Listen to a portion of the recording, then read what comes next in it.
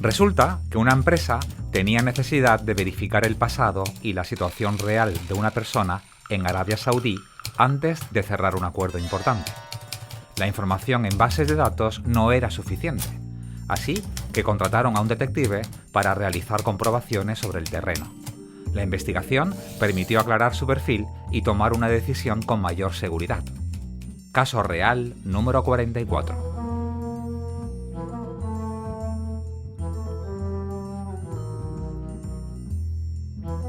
Saludos de este que os acompaña, como siempre encantado y feliz como un colibrí, vuestro amigo y compañero, Óscar Rosa como la pantera, dispuesto a haceros pasar un momento agradable junto a un equipo fantástico que lo va a hacer posible y que os voy a presentar. En este episodio no contaremos con las secciones habituales, aunque eso sí, me acompañan como siempre en el control técnico Rafael Castro, haciendo magia con el sonido Javier Álvarez, y Ana Cabello, con su voz encantadora, dando vida a la cabecera de las secciones. En nombre de todos ellos, bien hallados al episodio número 44 de El Loco del Fondo, el podcast sobre historias de detectives de verdad.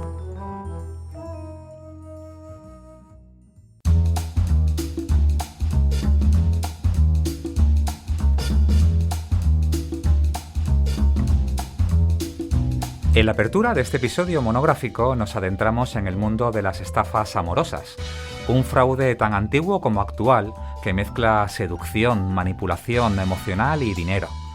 Desde los antiguos anuncios en prensa hasta los perfiles falsos en Internet, las videollamadas manipuladas o las falsas inversiones. Veremos cómo actúan estos estafadores y cómo los investigan los detectives privados.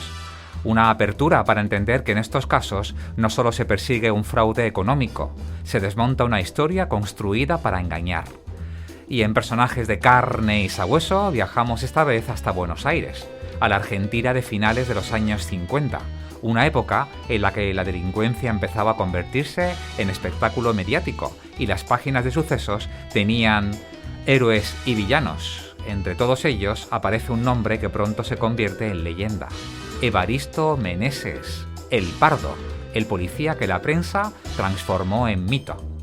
Tras dejar la policía, fundó su propia agencia de investigaciones privadas y su figura llegó a ser tan popular que muchos lo conocieron como el Sherlock Holmes argentino. ¡Arrancamos!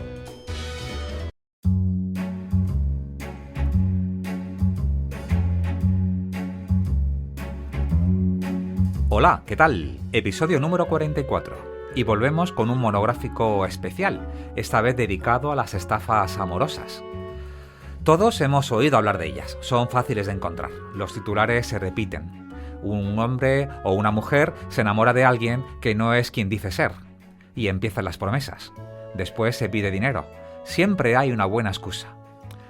Recordemos que una de las personas está enamorada, confía y muchas veces está emocionalmente ciega, como hechizada. Las excusas pueden ser muchas: una enfermedad importante de un familiar, un problema puntual con el banco o con las tarjetas de crédito, una inversión urgente que ya no puede esperar, y entonces llega la parte emocional. Acudo a ti porque confío en ti. Solo tú puedes ayudarme. No tengo a nadie más. Lo harías por mí, ¿verdad? Me quieres. Demuéstralo. Las primeras cantidades no suelen ser importantes, eso llegará poco a poco. Luego viene más dinero. Y como la persona ya está emocionalmente dentro de toda esa historia ficticia, aunque algo no encaje, quiere creer. Es curioso. Cuando alguien está enamorado, la lógica y las alertas internas dejan de funcionar. Y aunque los demás lo vean claro, uno no quiere verlo. Podríamos poner muchos ejemplos, pero uno de los que más repercusión mediática ha tenido tiene un protagonista inesperado, un nombre muy conocido: Brad Pitt. En septiembre de 2024, el Ministerio del Interior de España publicaba un titular claro: detenidas 5 personas por estafar 325.000 euros a 2 mujeres mediante el método conocido como falso Brad Pitt. No estamos hablando de un engaño improvisado, estamos hablando de una organización criminal. La operación, bautizada como Bralina, se extendió por varias provincias españolas.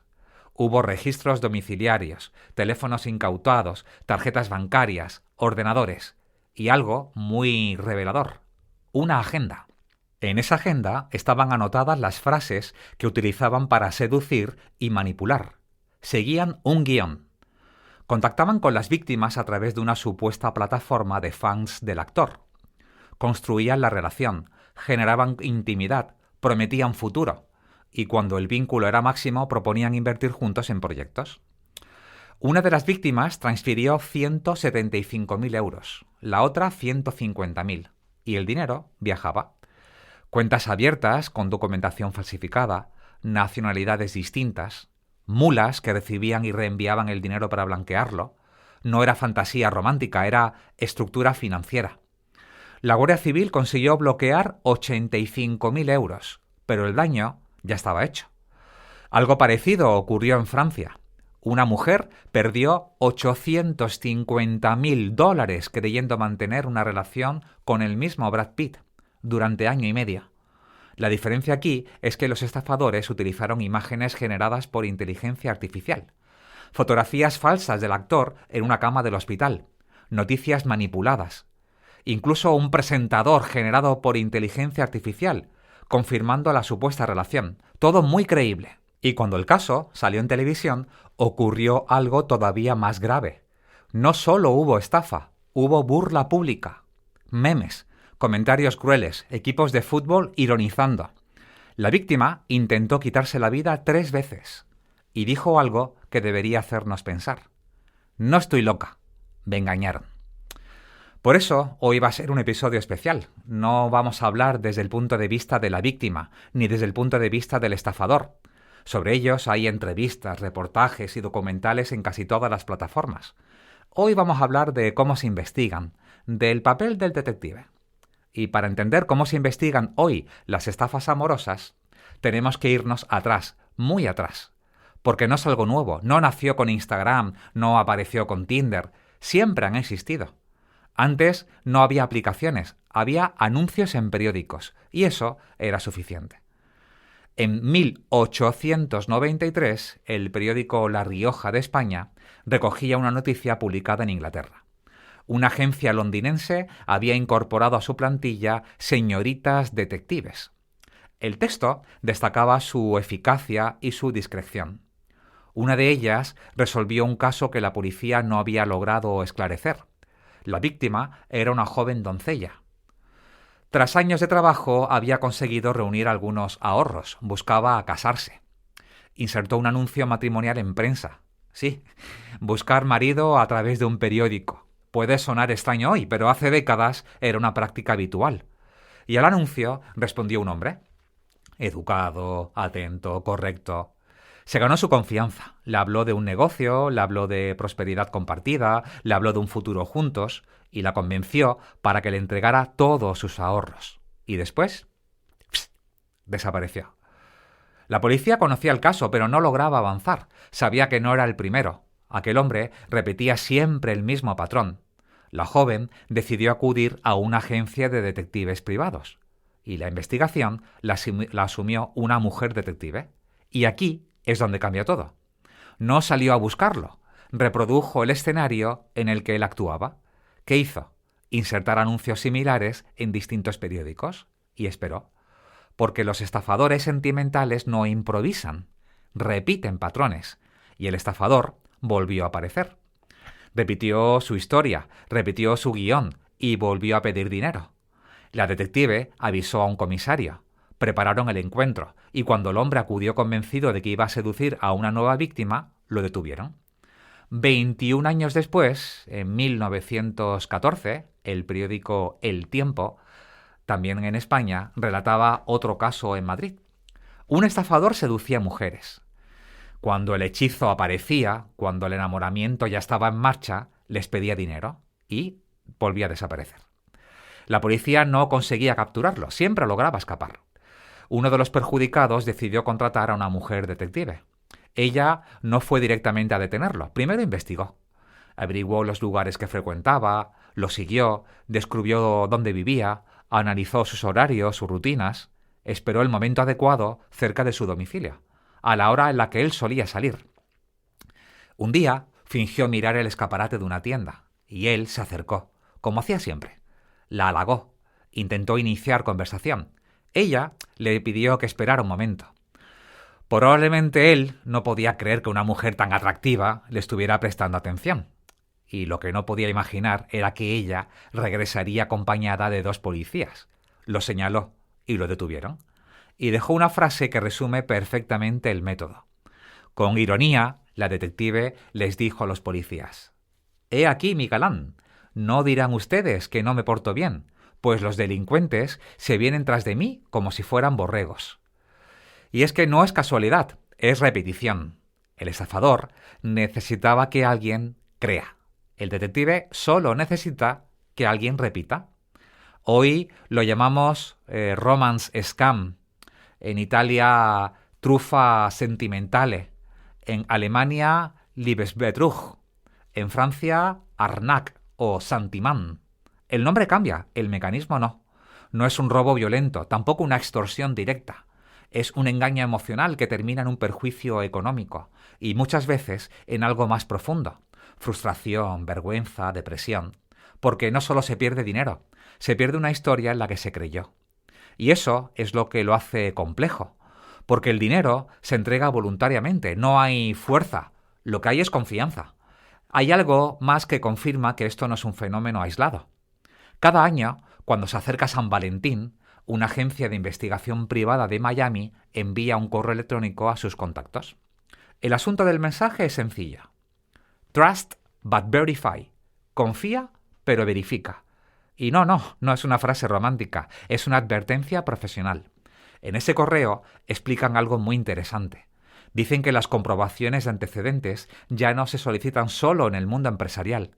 Cada vez más personas las piden antes de dar un paso importante en una relación, antes de convivir, antes de casarse, antes de mezclar patrimonio, antes de tomar decisiones económicas en pareja. Lo llaman emotional insurance, seguro emocional. Y el propio mensaje deja algo muy claro. Dicen: no estamos aquí para matar el romance, estamos aquí para protegerlo. Porque en el mundo de las citas actuales, explican, los perfiles digitales, las fotografías cuidadosamente elegidas y las conversaciones bien construidas pueden hacer que cualquiera parezca la persona perfecta.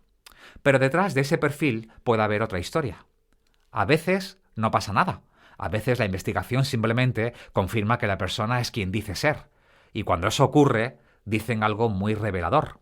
La tranquilidad no tiene precio. Pero otras veces, no.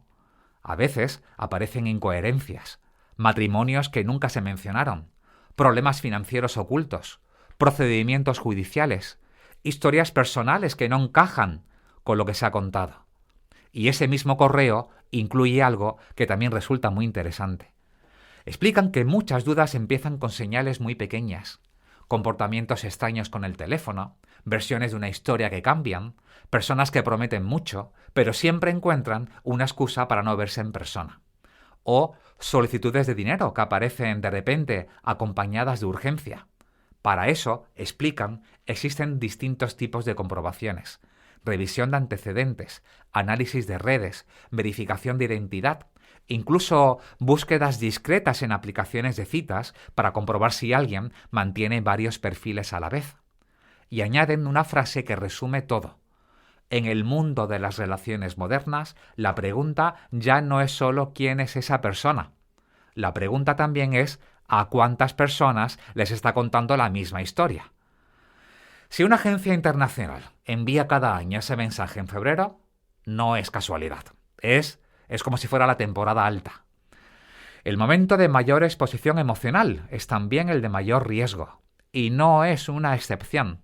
Hoy, en todo el mundo, hay centenares de agencias que investigan estafas amorosas.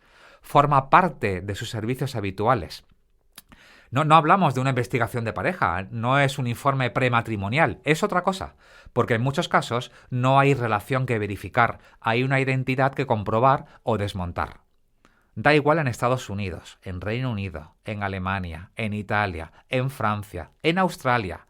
No lo anuncian como algo espectacular, lo integran en su cartera de servicios habituales, y eso dice mucho. Dicen que el fenómeno no es marginal. Es suficientemente frecuente como para convertirse en especialidad, y eso cambia la forma de investigarlo. Los detectives llevan investigando relaciones sentimentales desde hace más de un siglo. Lo cuento también en mi libro de Baker Street a Paseo de la Castellana. Desde finales del siglo XIX, muchas agencias de investigación ya realizaban lo que se llamaban informes prematrimoniales. Normalmente eran los padres quienes los solicitaban. Querían saber quién era realmente la persona que iba a convertirse en su yerno o en su nuera. No era una cuestión romántica, era una cuestión de información. Aquellos informes analizaban la situación económica de la persona investigada, su trabajo, su reputación, si tenía deudas, si había mentido sobre su vida, y en más de una ocasión, ¿qué ocurría? Pues que aparecían sorpresas. Personas que ya estaban casadas, relaciones paralelas, hijos que nunca se habían mencionado, o simplemente historias personales que no encajaban del todo con lo que se había contado. El objetivo era muy simple: evitar una infelicidad futura. En mi libro cuento el caso de Isabel. Sus padres decidieron solicitar un informe sobre su novia. Isabel estaba profundamente enamorada. Julio, su pareja, era atento, cariñoso, encantador con la familia, pero había detalles de su vida que evitaba explicar.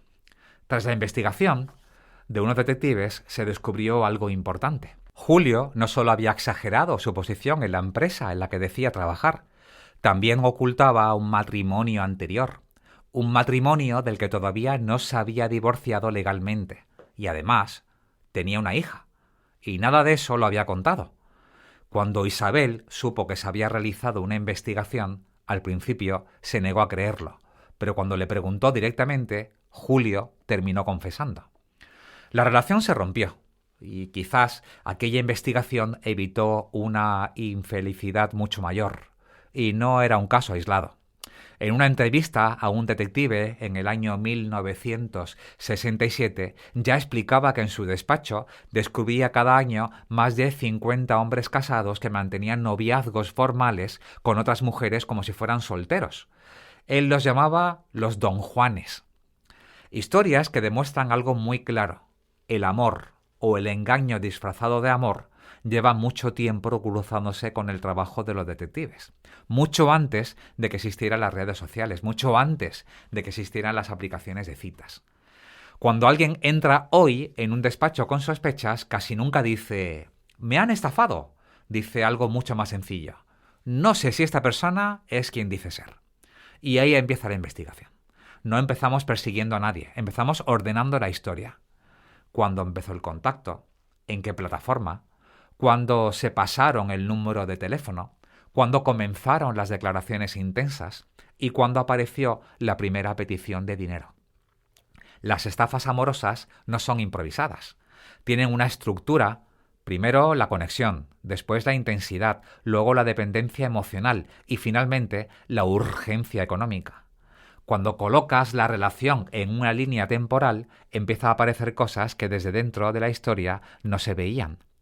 Ahí empieza la parte técnica, y empieza con algo muy sencillo, con lo que la persona trae: mensajes, conversaciones, alguna fotografía, un número de teléfono, un nombre. Parece poco, y en la mayoría de los casos, gran parte de esa información no es real, pero es suficiente para empezar. Las fotografías suelen ser el primer paso.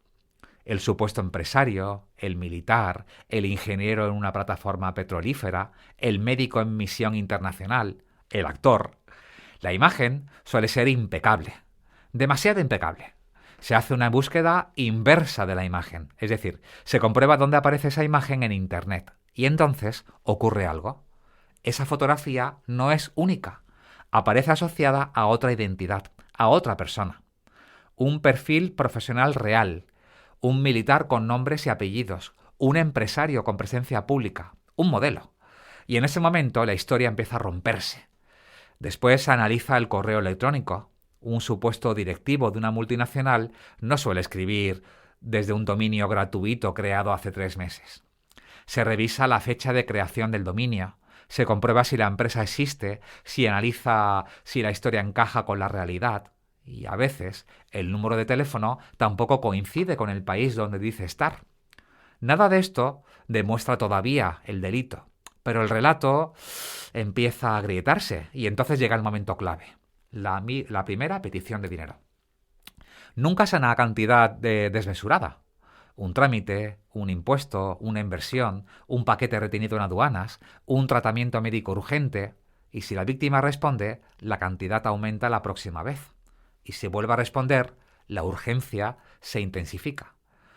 Cuando la persona acude a un despacho, muchas veces ya ha habido varias transferencias. Y aquí hay algo importante. Trabajamos con la que la persona aporta voluntariamente. Él aporta justificantes, resguardos, datos visibles del beneficiario, conversaciones guardadas, y muchas veces eso es suficiente. Se analizan los titulares que aparecen en los comprobantes, se observan cambios de cuenta, se detectan países distintos, se comprueba si hay fragmentación de envíos, y muchas veces aparece una figura intermedia, alguien que recibe el dinero y lo reenvía. A veces lo sabe, a veces no. Son las llamadas mulas financieras. Eso no convierte automáticamente el caso en recuperable, pero sí demuestra algo importante: estructura. Y cuando hay estructura, hay organización. Recuerdo un caso. 6 meses de conversación con un supuesto ingeniero destinado fuera de Europa. Promesas, planes, incluso fechas de boda. Primera transferencia, 900 euros. Después 2.500. Después 5.000. Cuando decide consultar con una agencia de detectives, ya había enviado más de 8.000 euros. Se analizaron fotografías y pertenecían a otra persona real. El dominio del correo era creado recientemente. Las cuentas receptoras no guardaban relación con la identidad presentada. Se contrastó el relato con los hechos que sí se pueden verificar, y cuando no coincide, la historia se cae, y la víctima es cuando empieza a verlo. No siempre se identifica al autor y no siempre se recupera el dinero y no siempre hay detenciones, pero casi siempre se consigue algo fundamental. Se rompe la manipulación y eso pone fin. Porque la estafa sentimental no es solo económica, es narrativa. El estafador construye una historia coherente para la víctima. El detective introduce hechos que la contradicen y cuando esa coherencia desaparece, la dependencia emocional empieza a romperse, aunque no es inmediato. Porque incluso con las pruebas delante cuesta aceptarlo. Hay algo importante que conviene entender. El detective no aparece en esas historias por intuición, ni sale a buscar estafadores al azar. Siempre hay alguien detrás, una persona que duda, una mujer a la que algo no le encaja, un hombre que empieza a ver incoherencias, padres preocupados por la relación de su hijo o de su hija. El detective no inicia la historia ya está en marcha cuando él llega. Ya la vimos en 1893, con aquella detective londinense, cuando no persiguió al estafador sin rumbo. Hizo algo más inteligente. Reprodujo el escenario con el que él solía actuar. Y eso sigue ocurriendo hoy. Confirmar una conducta que ya se repite. Porque el detective, además de revisar fotografías, correos y otra información, a veces tiene que entrar en escena. Tiene que convertirse aparentemente en una posible víctima. No para seducir, no para empujar nada, sino para dejar que sea el estafador quien despliegue su propio guión. Cuando ya existe una sospecha fundada, cuando ya ha habido contacto con una víctima y cuando ya han aparecido las primeras incoherencias o las primeras peticiones de dinero, el detective puede crear un perfil controlado y reproducir el entorno en el que el estafador ya está operando. Y ahí empieza otra parte del trabajo. Observar desde el primer momento qué fotografía utiliza, qué historia cuenta, qué profesión dice tener, cómo acelera la confianza, en qué momento introduce la urgencia económica y de qué manera intenta convertir esa relación en una dependencia. Esa es una de las claves. El detective tiene que meterse en esa ficción no porque crea en ella, sino porque necesita ver cómo funciona desde dentro. Y mientras el estafador cree que está conquistando a una nueva víctima, el detective está recopilando información desde el primer mensaje. Fotografías, perfiles, frases repetidas, números, horarios, cambios de tono, pretextos económicos. Todo aquello que permita demostrar que no estamos ante una historia aislada, sino ante un patrón. Y cuando responde igual, cuando usa las mismas fotografías, cuando repite las mismas frases y cuando introduce el dinero en el mismo punto de la conversación, la evidencia se refuerza. Entonces deja de parecer una historia romántica y empieza a verse lo que realmente es, un modelo repetido. Ahora bien, la historia no termina ahí, porque la tecnología ha añadido un elemento nuevo. Ya no hablamos solo de fotografías robadas, hablamos de videollamadas manipuladas, de voces clonadas, de perfiles generados con inteligencia artificial. Y eso complica el escenario, pero no cambia la base. El método sigue siendo el mismo: observar, contrastar y documentar. Hay algo que sí ha cambiado en los últimos años. Antes, el estafador tenía necesidad de una fotografía robada y un buen guión. Hoy tiene más herramientas. Puede hacer una videollamada breve, puede enviar mensajes de voz personalizados, puede mostrar documentos falsificados con apariencia oficial. La tecnología ha elevado el nivel de credibilidad. Hace no mucho, una persona acudió convencida de que su pareja digital era real porque habían hecho videollamadas. No puede ser falso, decía. Le he visto a la cara. Y ahí está el error. No lo había visto todavía físicamente, lo había visto en vídeo. Y ver una cara ya no es verificar una identidad. Hoy existen técnicas que permiten superponer un rostro sobre otro en una videollamada o una fotografía. No es ciencia ficción ya, es un software accesible. ¿Significa eso que el detective necesita herramientas complejas? No. Significa que se vuelve a lo básico, a la coherencia. Se analiza cuánto duran esas videollamadas, si siempre hay mala conexión, si la cámara apenas se mueve, si evita ciertos ángulos, si la boca se mueve de un modo distinto que las palabras que salen de ella, si nunca hay interacción natural con el entorno, detalles pequeños pero constantes. Después se vuelve a lo verificable. ¿Dónde trabaja exactamente? ¿Existe la empresa? ¿Aparecen en registros oficiales? ¿Encaja su historia con datos reales? La inteligencia artificial puede simular una cara, pero no puede sostener una identidad coherente en el tiempo. Y ahí el relato empieza a romperse. Y luego está el dinero. Las estafas amorosas también han evolucionado. Ya no siempre aparece la urgencia, esa petición directa. El dinero es para una enfermedad. Tengo un problema puntual. Solo tú puedes ayudarme. Ahora se presenta de otra forma, como una oportunidad, una inversión, un proyecto compartido. El discurso cambia y ya no es ayúdame, es vamos a ganar dinero juntos. Y ahí está la clave. Porque cuando hay confianza no parece que te estén pidiendo dinero, parece que te están invitando a participar, a compartir, a beneficiarte. Y cuando crees en esa persona no ves riesgo, ves una oportunidad. Y en ese punto es donde el engaño funciona. Invierte conmigo. Y a partir de ahí todo encaja.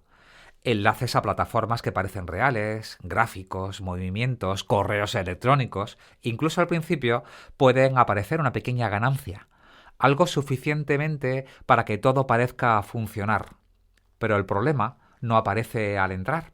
Aparece cuando intentas salir, cuando quieres recuperar el dinero. Ahí empiezan las excusas, siempre distintas, siempre razonables, siempre provisionales, siempre con el mismo resultado. No puedes retirar. Y en ese momento la historia cambia. Ya no se analiza a la persona, se analiza el entorno. La plataforma, cuando fue creada, si existe realmente, si hay una estructura detrás, si aparecen registros oficiales, porque cuando algo promete beneficios, pero no tiene base real, la historia empieza a desmontarse. A veces el dinero ni siquiera llega a una cuenta bancaria, se mueve por otros sistemas, más difíciles de seguir, pero no imposibles de analizar, porque hay algo que siempre se repite, el recorrido. Si ese dinero aparece en otros casos, si se repite el mismo destino, si forma parte de un patrón, y cuando aparece ese patrón deja de ser una inversión, pasa a ser un sistema. Porque en muchos casos no hay una sola persona, hay varios. Uno seduce, otro gestiona, otro mueve el dinero, otro construye la apariencia, y la víctima cree hablar con alguien, pero en realidad hay más de uno detrás. Y eso explica algo que muchas veces desconcierta: la disponibilidad constante, mensajes a cualquier hora, respuestas inmediatas, cambios de tono perfectamente medidos. No es intensidad, es organización. Y hay otra variante dentro de este tipo de engaños. Aquí el objetivo es distinto desde el principio. No se busca construir una relación, se busca una situación. Todo empieza igual. Un contacto, alguien escribe o alguien que responde, como en otros casos. Pero aquí el planteamiento es otro. La conversión avanza rápido, el tono cambia y el objetivo aparece pronto. Un encuentro o una interacción íntima a través del teléfono. El estafador o la estafadora no está improvisando, sabe lo que busca y sabe hasta dónde quiere llegar, porque en ese momento es la clave. Un encuentro en una casa, en un hotel, en un espacio privado o un intercambio de contenido íntimo. Y ahí es donde se produce todo, porque en esa situación muchas veces ya está preparada. ¿Qué hacen? La graban y esa grabación se convierte en una herramienta. Y a partir de ahí ya no hay relación, no hay historia. ¿Qué hay? Presión. O pagas o lo envío. ¿A quién? A tu pareja, a tu familia, a tu entorno. Y aquí ya no estamos solo ante un engaño, estamos ante un chantaje. Y eso cambia completamente el escenario, porque muchas víctimas no acuden primero a la policía, no por falta de delito, sino por miedo. Miedo a la exposición, miedo a que su entorno lo descubra, y ahí vuelve a aparecer el detective. Porque para muchas personas sigue siendo un asunto privado, algo que quieren intentar frenar sin hacerlo público, intentar cortar la presión, identificar quién está detrás y recuperar el control de la situación. Hay algo importante que conviene decir con claridad. El detective privado no sustituye a la policía, su trabajo es otro. Detectar incoherencias, ordenar la información, documentar los hechos, pero siempre de un modo 100% legal. El cliente tiene que tener un interés legitimado y cuando procede aporta un informe que permite fundamentar ese encargo que ha realizado. Y hay algo más. No todos los casos terminan con detenciones, no siempre se recupera el dinero, como hemos dicho, pero muchas veces se consigue algo fundamental, detener la estafa. Cuando la víctima comprende lo que está ocurriendo, deja de enviar dinero y el estafador desaparece. Porque este tipo de fraude depende de una cosa, la repetición. Y precisamente ahí está su punto débil. Cuando el mismo guión se repite, deja de parecer una historia y empieza a aparecer un sistema. Y entonces ya no se interpreta, se demuestra. Todo aquello que demuestra que no estamos ante un caso aislado. Estamos ante alguien que repite la misma historia con distintas personas. Y en ese momento la investigación cambia. Porque lo que parecía una sospecha empieza a convertirse en evidencia. Pero hay una parte del trabajo que casi nunca se cuenta y probablemente sea la más difícil, el momento de decir la verdad. Cuando el detective tiene que sentarse frente a alguien y explicarle que la persona con la que ha hablado durante meses no existe, que la historia fue construida, que la identidad es falsa. Ese momento no es técnico, es humano, porque la estafa sentimental no es solo económica, es emocional. Muchas veces la prueba es clara. Las fotografías pertenecen a otra persona. El correo fue creado hace poco. Las cuentas no coinciden y aún así cuesta aceptarlo. Porque durante meses se ha construido una historia y desmontar una historia siempre es más difícil que detectar una incoherencia. Recuerdo una frase que dijo una mujer al terminar una de estas investigaciones. No preguntó si recuperaría el dinero, preguntó algo mucho más sencillo. Entonces, nunca existió. Esa es la dimensión real de esas estafas. No es solo el dinero, es el futuro que alguien creyó posible. Por eso el detective tiene que tener algo muy claro. No está para juzgar, no está para decir que era evidente, está para aportar hechos, nada más. A veces la víctima escribe una última vez, envía capturas, explica que la historia ya no encaja y la respuesta suele ser siempre la misma. Silencio, bloqueo, desaparición. Porque cuando el patrón queda expuesto, deja de funcionar. Y ahí la estafa termina. Pero esta vez con método. Y antes de terminar, hay algo que conviene recordar. Cuando escuchamos esas historias, es fácil pensar que a nosotros no nos pasaría. Pero detrás de cada caso hay una persona real, con nombre, con vida, con ilusión. Y el respeto es lo primero. Nadie queda exento de confiar. Y confiar no es debilidad. Lo reprochable es construir una mentira para aprovecharse de esa confianza. El trabajo del detective no es destruir sueños, es evitar que una mentira siga creciendo. A veces eso significa confirmar que todo es real, y esa es la mejor noticia. Otras veces significa poner fin a una historia que nunca existió, y eso duele. Pero duele menos que seguir dentro de una ficción. Si alguna vez aparece la duda, no hace falta vivir en la sospecha permanentemente, hace falta información, nada más. Todos los fraudes viven de algo, de la codicia, de la prisa, del miedo, de la vanidad, de la envidia, del deseo de tener más. Pero las estafas amorosas viven de algo mucho más profundo, de la confianza. Porque alguien es capaz de entregar dinero solo porque está enamorado o enamorada. Y eso los hace distintos. No atacan al bolsillo primero, atacan algo mucho más delicado, la ilusión de compartir la vida con alguien. Y por eso, cuando se descubren, el daño nunca es solo económico, toca algo mucho más profundo. Amigos, nos escuchamos en la siguiente apertura. Comenzamos, ¿no? Pues abróchate el cinturón y disfruta.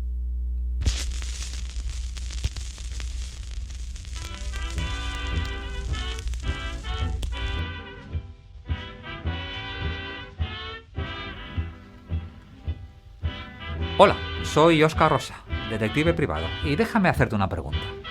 ¿Sabías que hace 100 años ya existía un manual para ser detective? Se llama Detectivismo Práctico. Lo escribió Enrique Cazanev en 1925, cuando este oficio apenas estaba naciendo.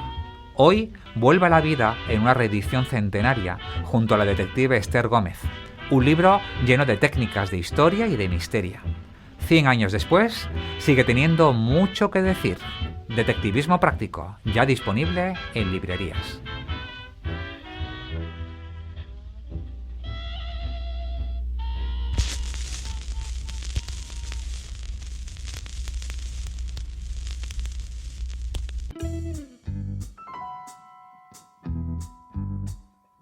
Personajes de carne y sabueso.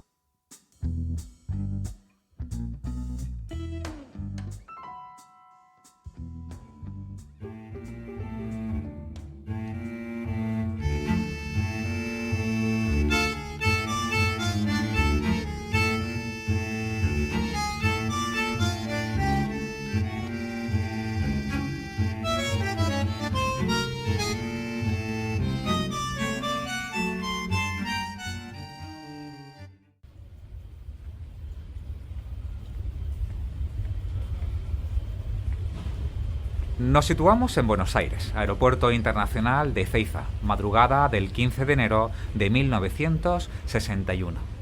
La humedad es espesa, el aire se pega a la ropa, las luces del área de carga, la zona donde se custodian mercancías valiosas, tiembla sobre el asfalto mojado.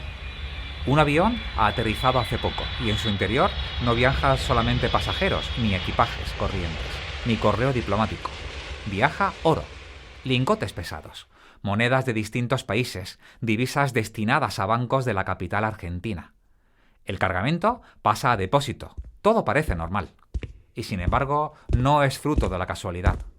Un grupo de hombres avanza por la zona restringida con una naturalidad casi insultante. Llevan monos de trabajo, esa ropa de una sola pieza que usan operarios y mecánicos, con insignias cosidas para parecer personal autorizado. No corren, no se esconden, no levantan la voz. Caminan como quien pertenece a ese mundo. Saludan incluso a los vigilantes nocturnos, cruzan una frase y lo reducen 1 a 1.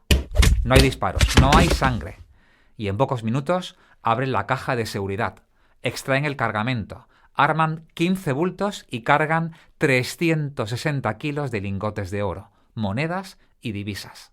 Un botín que para la época roza el $1.000.000.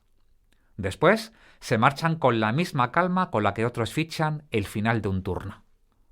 Al amanecer, el país despierta con una noticia humillante: el robo más limpio de su historia reciente. Durante días, la policía busca un coche, un arma, una huella, el error en el lugar del golpe. Pero en un despacho de Buenos Aires hay un hombre que no se obsesiona con la escena del crimen. Se hace una pregunta mucho más sencilla, mucho más fría, mucho más sutil. ¿Qué van a hacer con el oro? Ahí estaba nuestro protagonista, el hombre que entendía que un delito no termina cuando se comete, termina cuando el botín intenta cambiar de piel. Hoy, amigos y amigas, rendimos tributo, rendimos homenaje al gran Evaristo Meneses, aquel que dormía poco y observaba mucho, aquel que muchos llegaron a llamar el Sherlock Holmes argentino, aquel que sabía que la noche habla para quien sabe escucharla. Aquel que pasó de los tiroteos y las redadas a la soledad del despacho cuando llegó la jubilación. Aquel que, lejos de retirarse del oficio, siguió trabajando como detective privado cuando ya no tenía detrás las fuerzas del Estado. Aquel que se consagró como uno de los máximos exponentes de la investigación criminal en la Argentina de su tiempo. Un policía admirado y también discutido. Pero antes debemos fijar nuestra atención en un aspecto fundamental para poder entender esta historia. Tenemos que acudir inexorablemente a la época, porque no se puede entender a Evaristo Meneses sin entender el mundo que lo hizo necesario. Nos encontramos inmersos en los primeros años del siglo XX. La ciudad moderna empezaba a imponerse, pero no lo hacía todavía con el orden pulcro que hoy imaginamos. Había tranvías, había fábricas, había barrios que crecían sin descanso, había inmigración, había cafés, comisarías de barrio, clubs nocturnos y una delincuencia que empezaba a profesionalizarse al mismo ritmo que se profesionalizan los oficios, las empresas y las fuerzas policiales. Los que tuvieron la suerte y fortuna de vivir aquella época conocieron un mundo muy distinto al nuestro. Un mundo donde la palabra todavía valía, donde el prestigio de un hombre se sostenía con la presencia y con la reputación del barrio, donde el investigador no tenía ordenadores ni laboratorios deslumbrantes, pero sí debía tener memoria, oído y paciencia. En ese mundo vino al mundo Evaristo Meneses, el 26 de octubre de 1907. En General Daniel Cerri, cerca de Bahía Blanca, localidad que por entonces aún se conocía como Cuatreros. Nació en una familia trabajadora y numerosa, donde el esfuerzo no era una teoría, sino una costumbre diaria. Aunque sus tiempos de infancia, sus años felices de mocedad, transcurrieron todavía lejos de la gran capital, en aquellos primeros pasos ya se estaba formando algo que luego sería esencial: resistencia, disciplina y una atención casi instintiva al comportamiento humano. Sabido es que la infancia no siempre explica por completo al adulto, pero sí deja semillas. Y si algo parecía distinguir a Meneses desde joven, era precisamente la disciplina. A los 13 años se trasladó a Montevideo, en Uruguay. Allí alternó estudios, trabajos y una pasión que iba a marcar profundamente su carácter: el boxeo. Y conviene detenerse un instante aquí, porque el boxeo, en personajes de esta naturaleza, no es solamente un deporte, es una escuela moral. Aprender a leer al rival, a no entrar antes de tiempo, a soportar el golpe sin perder la calma, a esperar la fisura del otro. No es fruto de la casualidad que tantos investigadores, policías o sabuesos de vieja escuela hayan sido hombres de disciplina física. Ahí se entrenaba algo más que el cuerpo, se entrenaba el nervio. Con los años, Meneses regresó a la Argentina y comenzó a trabajar en este oficio que había elegido, o que quizá el oficio terminó por elegirle a él: la policía. Ingresó en la Policía Federal Argentina sin apellido ilustre, sin padrinos visibles, sin otra ventaja que una manera muy concreta de entender el trabajo. Y se consagró poco a poco, no de un día para otro, no por una sola hazaña, no por una portada de periódico. Se consagró con paciencia, con constancia y con resultados. En aquellos años el delito urbano iba cambiando de piel, ya no bastaba el ladrón improvisado. Aparecían bandas organizadas, golpes calculados, redes de receptación, atracadores que entendían la logística del delito y sabían, además, vestirlo de elegancia. Meneses observó algo que muchos olvidaban: el verdadero ladrón no siempre tiene aspecto miserable. A veces va bien vestido, bien peinado, con las uñas limpias. Y aquella observación lo acompañaría toda la vida. Uno de los máximos exponentes del oficio detectivesco en la Argentina de su tiempo no construyó su prestigio en los despachos solemnes ni en los discursos. Lo construyó en la noche. Meneses sabía algo fundamental: la información no nace en los archivos solo la aguardan. Y antes ha vivido en las personas, en los cafés, en los taxis, en las porterías, en los bares donde alguien presume más de la cuenta, en las confidencias que se derraman de madrugada. Frecuentaba lugares nocturnos del centro de Buenos Aires, no para divertirse, para escuchar, para observar. para maniar, como se dice en el Río de la Plata, mirar con atención, estudiar el comportamiento de los demás. Tenía, claro, confidentes, tenía fuentes, tenía memoria. Ese era su verdadero despacho, no solo la oficina oficial, también la ciudad. Y finalmente, esa forma de trabajar lo llevó a la cúspide. En 1957 fue nombrado jefe de la división Robos y Hurtos, de reconocido prestigio ya entonces. Meneses se convirtió en una figura pública rara. La prensa empezó a fijarse en él. El policía dejó de ser un funcionario anónimo y comenzó a convertirse en personaje, en leyenda. Volvamos al aeropuerto, volvamos al oro, volvamos a la pregunta que lo cambia todo. ¿Qué van a hacer con el botín? $1 millón en lingotes no se puede esconder durante años, no se puede gastar poco a poco como los billetes. El oro obliga a actuar. Hay que fundirlo, reducirlo, transformarlo en algo vendible. Y ahí estaba el punto débil del golpe. Meneses no se obsesionó con la escena del crimen. Entendió que la clave estaba fuera del aeropuerto, en el momento en el que aquel oro tendría que reaparecer en el mercado. Y empezó a seguir el rastro. Compras de maquinaria, laminadoras, balanzas de precisión, intermediarios. Fue lógica, fue paciencia, fue oficio. La investigación terminó conduciendo hasta la banda. Entre sus miembros estaban nombres que la prensa argentina convertiría muy pronto en personajes habituales del gran folletín criminal de aquellos años. Algo así como los Bonnie and Clyde argentinos. El caso de Ezeiza resumía una idea esencial del oficio. El delincuente más sofisticado suele caer no por el golpe, sino por la necesidad de convertir el botín en dinero. Pero ningún personaje real vive solo en la luz. A Meneses se le atribuyeron numerosas intervenciones en una época muy dura. No era un tiempo pulcro, no era un tiempo garantista, no era un tiempo sencillo, y hay que decirlo con claridad. Las décadas centrales del siglo XX en muchos países de Hispanoamérica estuvieron marcadas por una relación áspera entre fuerzas de seguridad, delincuencia organizada, violencia política y controles judiciales débiles.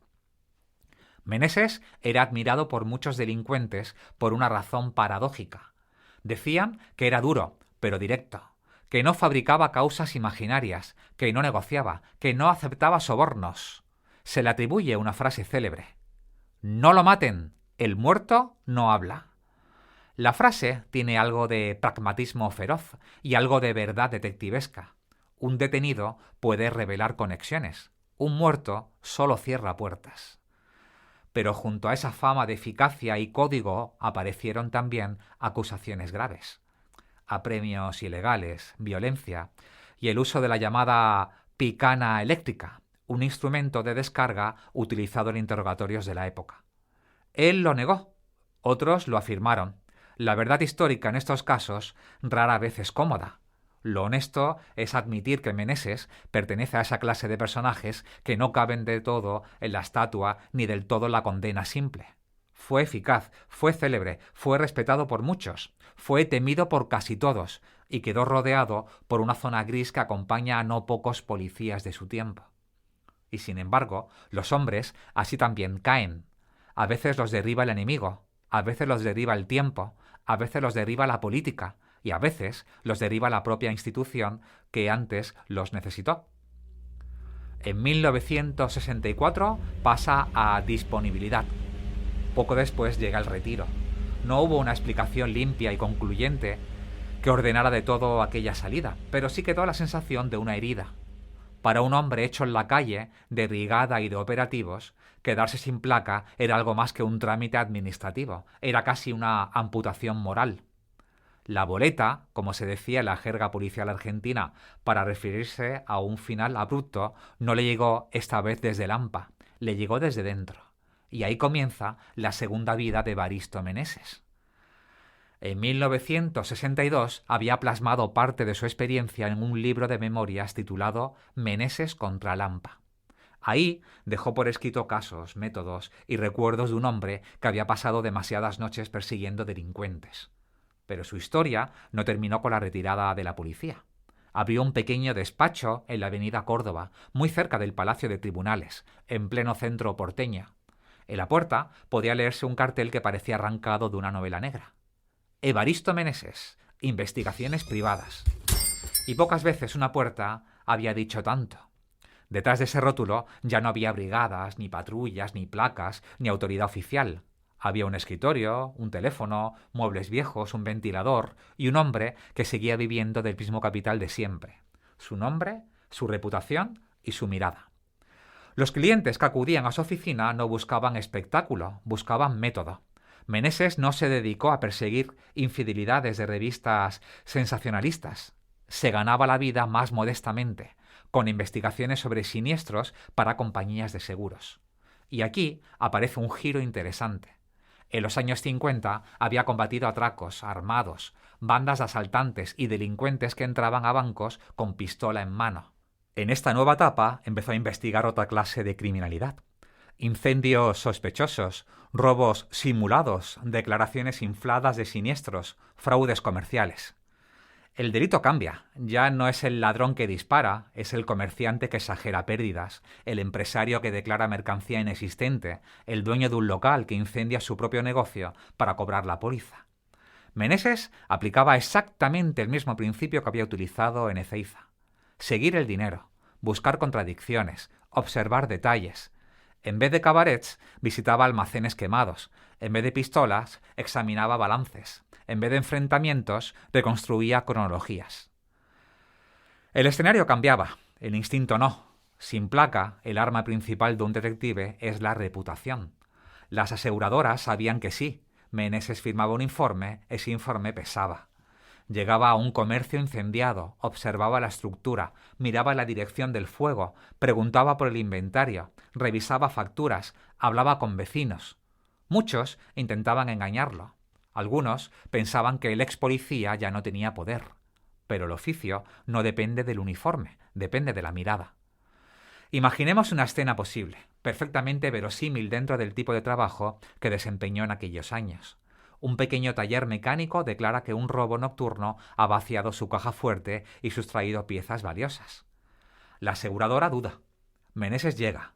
No entra con sirenas, no levanta la voz.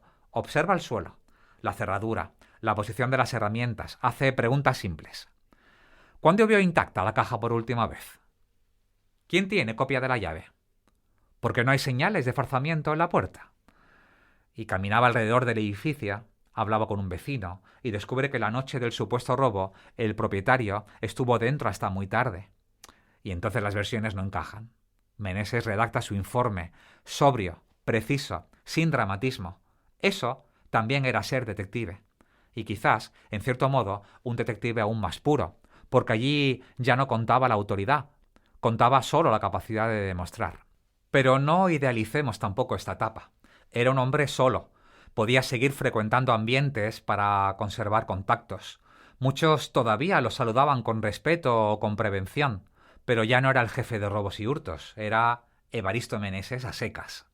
Eso tenía algo profundamente humano, un investigador que se resiste a dejar de investigar, un hombre cuya identidad estaba construida alrededor del oficio y que necesita seguir siendo quien fue, aunque sea desde un despacho más pequeño y una ciudad que también estaba cambiando.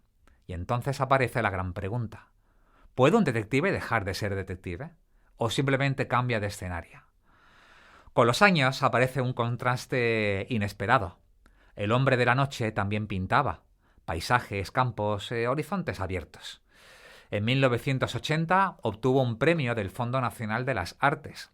Sus manos, acostumbradas durante años a expedientes, persecuciones y noches difíciles, sostenía ahora pinceles. Quizá era su forma de equilibrar décadas de oscuridad urbana. También escribía, leía mucho. Y según se cuenta, apreciaba en Agatha Christie la claridad, la brevedad y el ingenio. Y todavía quedaba otra transformación. En 1984, Carlos Sampaio y Francisco Solano López lo convirtieron en protagonista de la historieta Evaristo. Un día acudieron a visitarlo a su despacho. Le mostraron las páginas, le enseñaron el reflejo dibujado de su propia leyenda, y el hombre de carne observó al hombre de tinta, y reaccionó con una mezcla de orgullo, recelo y distancia. Dijo que aquel personaje era más alto, más corpulento, que la ficción exageraba. Y quizás tenía razón, porque la vida rara vez cabe entera dentro de una viñeta. pero aceptó el juego. Habló, recordó y hasta entregó un manuscrito propio. Y ese detalle dice mucho. Meneses no solo investigaba, también quería dejar su historia por escrito. El hombre y el personaje se encontraron y no terminaron de entenderse del todo. Pero ya era tarde. La leyenda había echado a andar sola. En sus últimos años vivió entre la memoria de sus casos, la pintura y la soledad. Fue viudo, no tuvo hijos y siguió siendo para muchos una figura de referencia. Algunos vecinos lo admiraban, otros lo recordaban como un policía duro de otra época. Y quizás esa sea la forma más honesta de recordarlo. Murió el 26 de mayo de 1992 a los 84 años y fue enterrado con honores en el Panteón Policial del cementerio de la Chacarita. Se fue el hombre, quedó la leyenda. Resolvió más de 1000 robos en apenas 5 años. Sobrevivió a tiroteos, fue acusado, fue apartado y se reinventó. Y hasta aquí nuestro homenaje a Evaristo Meneses, nuestro protagonista de hoy en Personajes de Carne y Sabueso.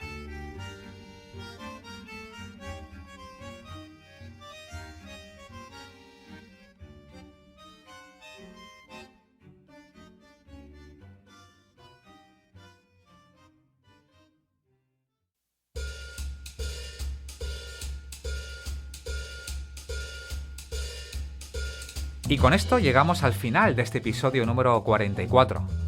Recuerda que puedes seguirnos en nuestras redes sociales, en YouTube como Historias de Detectives de Verdad, en Facebook como Óscar Rosa, en Instagram como @locodelfondo, en Twitter, ahora X, como @OscarQID y en nuestro blog locodelfondo.es. Además, encontrarás las cuentas en redes sociales de todos nuestros colaboradores mencionadas en el contenido de este episodio. Gracias por haber estado ahí, que tengáis una maravillosa jornada, siempre con ustedes su detective rosa, Óscar.